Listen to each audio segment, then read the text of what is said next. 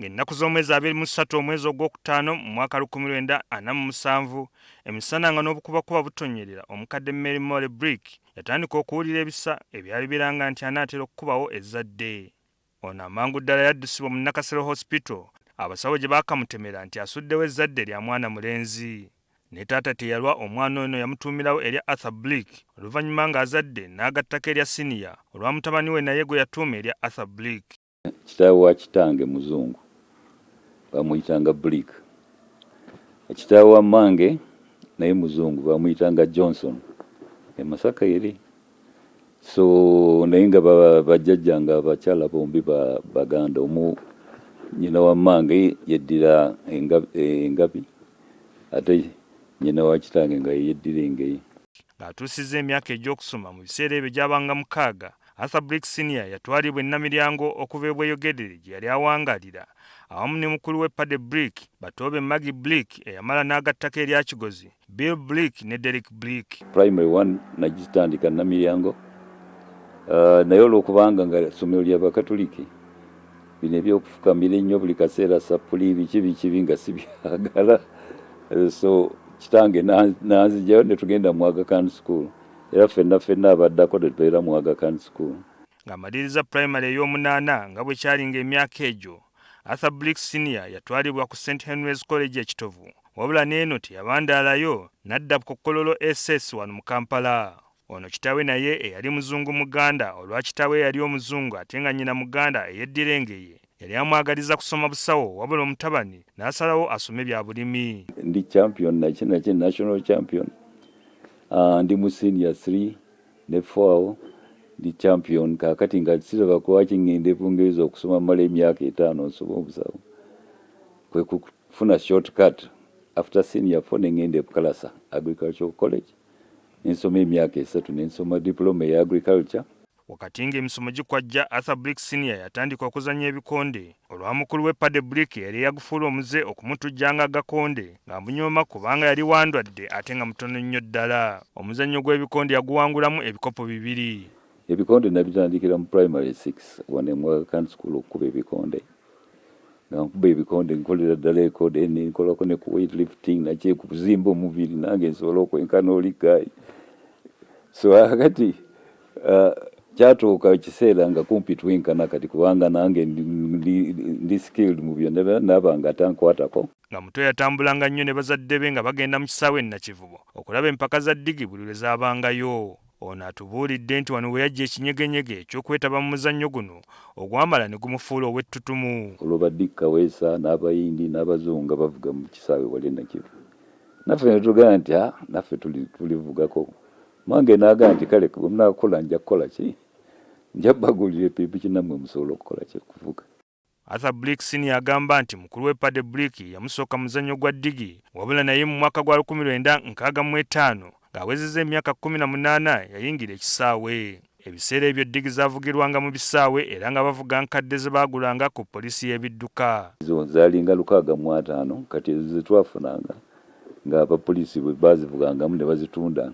Sinaffe ne tugulanga zikaddiyemu ezo twavuganga nga mpikipiki z'empaka zaayitanga BSA z'Abangereza ne Trump z'Abangereza. Ddigi z'abano tezaabuukanga ng'ez'ensangi zino olw'enkola yaazo wabula zaabanga za kasammeeme naddala nga Uganda esisinkanye ne Kenya. N'ab'e Kenya nga baleeta special racing machines nga batusinga wano paka naffe lwe twadda ku racing machines ezo twatandika naffe ozigula twa importingayo ziyama 205 ezo special for racing scramblers ezikola ne motocross ezo naffe tukatandika okusinga kuva Kenya naye nga luli bajjanga wano nga buli kaseera batusinga paka we twafuna ppikipiki ezo kati awo ne tukyusa ate ne naffe tutandika obbasinga ate ne tugenda ne Kenya nayo ne tubasingirayo.